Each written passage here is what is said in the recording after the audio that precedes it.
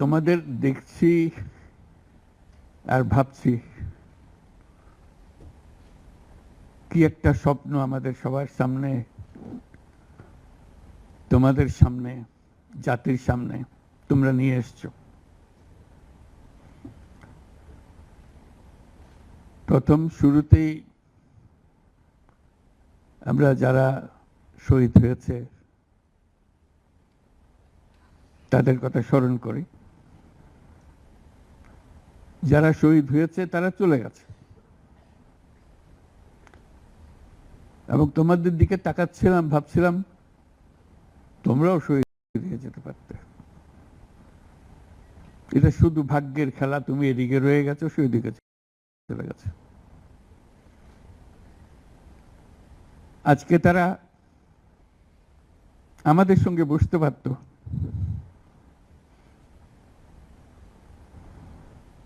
কিন্তু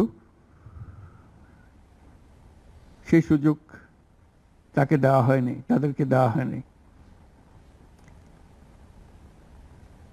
আমরা এপারের আর ওপারের মানুষ হয়ে গেছে শুধু ঘটনাচক্রে। কোন নিশ্চিত বলার উপায় ছিল না তুমি এখানে থাকবে, সে চলে যাবে। তুমি হয়তো 1 ঘন্টা আগে রওনা হয়েছে, 1 ঘন্টা পরে রওনা হয়েছে, এতেই তার সমস্ত কিছু পাল্টে গেছে। যখন হাসপাতালে যাই তাদের দেখার জন্য, তাকাতে কষ্ট হয়। এরকম তরতাজা একটা ছেলে, একটা মেয়ে এরকম ভাবে কিভাবে ছিন্ন বিচ্ছিন্ন হয়ে যায়। মাথার খোল চলে গেছে, এদিকে পা চলে গেছে।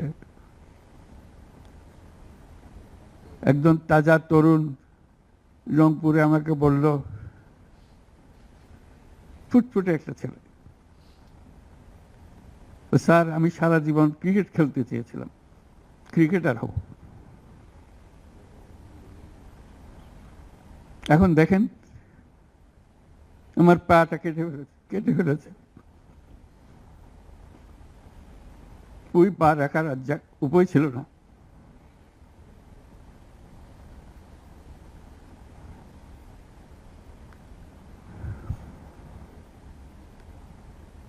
সে আমাকে জিজ্ঞেস করে, স্যার আমি ক্রিকেট খেলবো কি করে?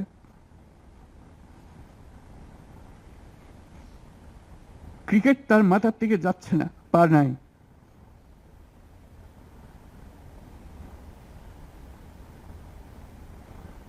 যতবার দেখি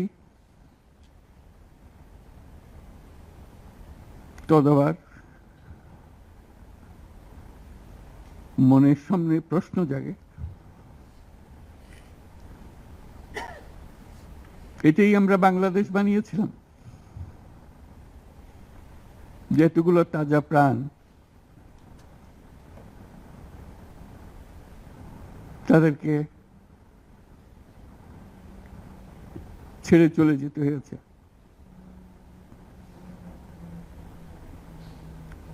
আমরা যারা এখানে আজকে বসে কথা বলছি,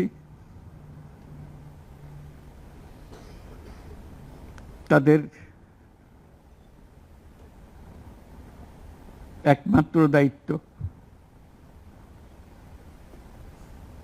তাদের যে ত্যাগ, যে জীবনের বিনিময়ে তারা আমাদেরকে আজকে এখানে বসার সুযোগ দিয়েছে। তারা না গেলে আমরা আজকে এখানে বসতে পারতাম না। সবাই আমরা যারা সরকারের মধ্যে বসছি, তোমরা যারা আজকে শান্ত মনে এখানে কথা শুনতে এসছো, কেউ এই ভূমিকে আসতে পারতাম না।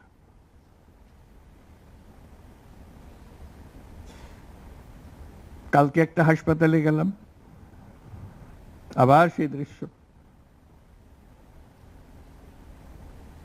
কচি কচি প্রাণ, মাথার খুলি উড়ে গেছে, মাথার অর্ধেক নাই, গুলি মাথার ভেতরে রয়ে গেছে।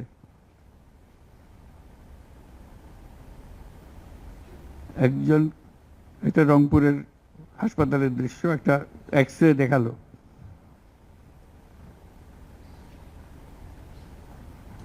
মানে দাগ, অসংখ্য ছোট ছোট ছোট ফুট ফুট ফুট ফুট ফুটে করা ছবি।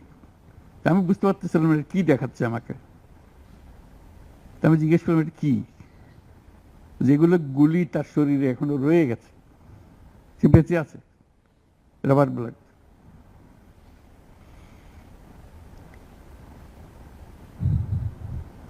যতবার দেখি, যতবার শুনি, আবার নতুন করে প্রতিজ্ঞা করতে হয় যে স্বপ্নের জন্য যারা প্রাণ দিয়েছে সে স্বপ্নকে আমরা বাস্তবায়ন করবই। এটার থেকে আমাদের বেরিয়ে যাবার কোনো উপায় নেই। আমাদের যোগ্যতা না থাকতে পারে, আমাদের ক্ষমতা না থাকতে পারে, কিন্তু আমাদের প্রতিজ্ঞা রইল আমরা এটা করব।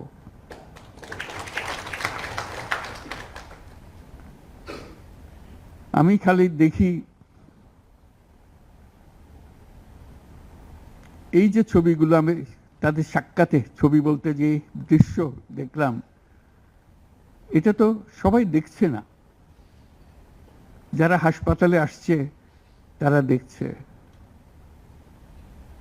প্রতিদিনের ঘটনা, একবারের ছবি না।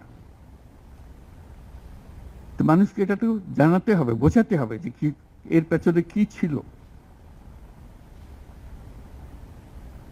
মানুষ এমনিতেই তোমাদের পেছনে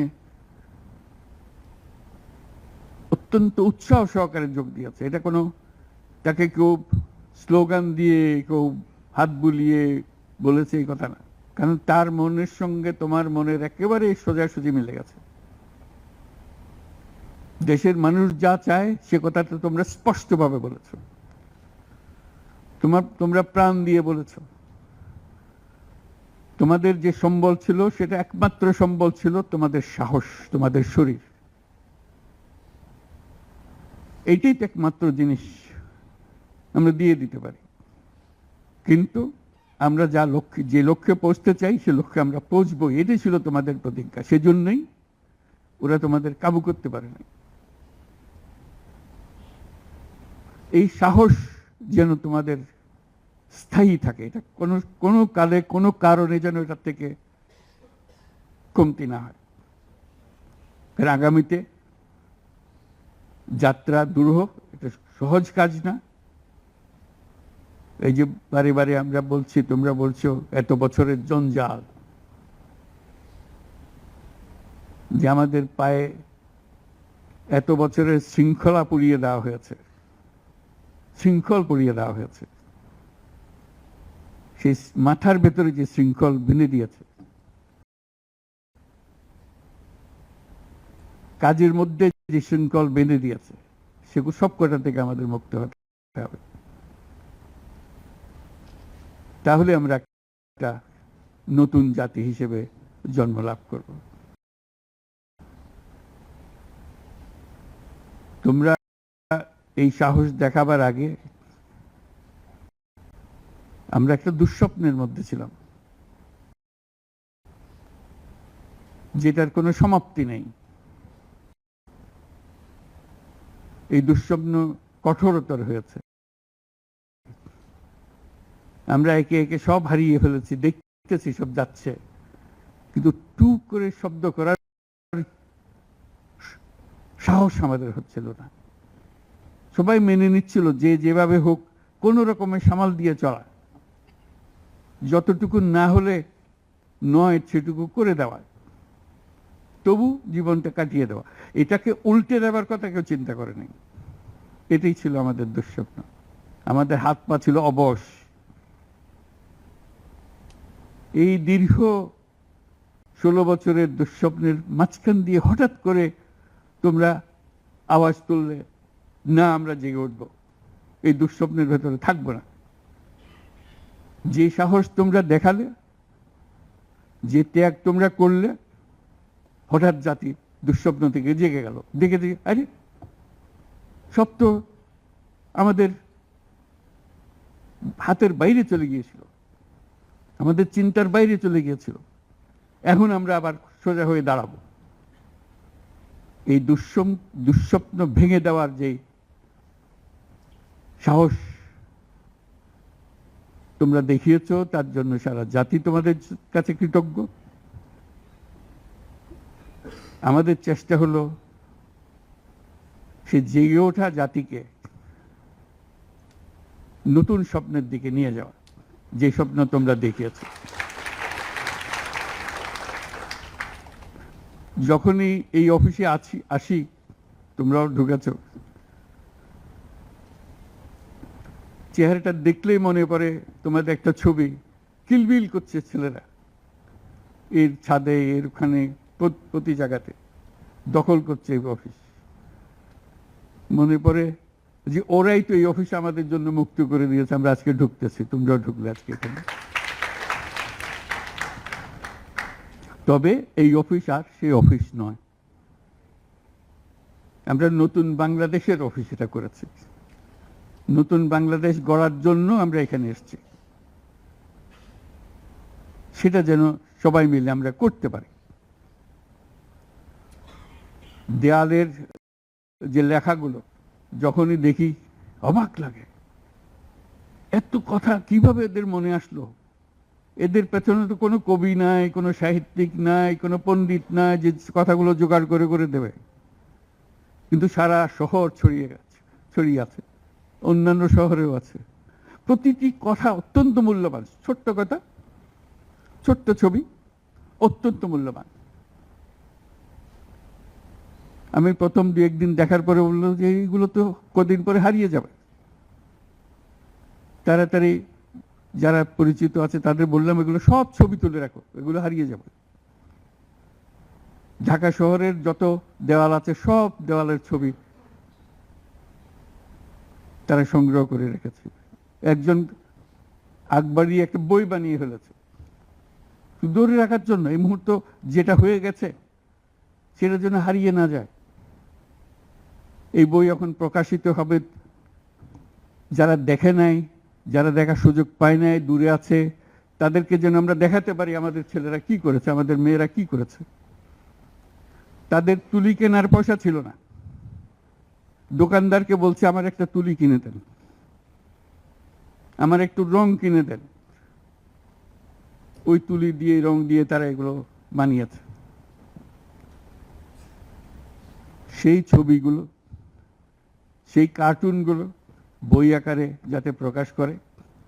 এবং আমি এখন আমাদের দূতাবাসগুলোকে বলছি, এটা তো আমরা দেখছি এখানে, তোমরা কি করছো, এই ছবিগুলোর অন্তত একটা প্রদর্শনী করো, দুনিয়ার লোকজনকে জানাও আমাদের ছেলে মেয়েরা কি করলো প্রত্যেক দূতাবাসে, যাতে করে আমাদের এই দেয়ালের ছবি, আমাদের এই ভিডিও, যারা যে যত আন্দোলনের যে ছবিগুলো, ভিডিওগুলো দেখানোর জন্য। শুধু বাংলাদেশের মানুষ উতলা হয়ে গেছে নতুন বাংলাদেশ করার জন্য, তাই না? আমাদের যত বাংলাদেশি সারা দুনিয়া জুড়ে আছে, তোমরা একটু আগে বলেছো তাদের কথা, তারা সবাই বলছে যে আমরা আসতে চাই, আমরা এই নতুন স্বপ্ন বাস্তবায়নে শরিক হতে চাই। কাজে তারা, তোমরা যে ঢেউ উঠিয়েছ শুধু এখানকার মনে না, সারা দুনিয়ার বাংলাদেশিদের মনে এই ঢেউ উঠিয়েছে, তারাও যোগ দিতে চায়। যারা বাংলাদেশি নয়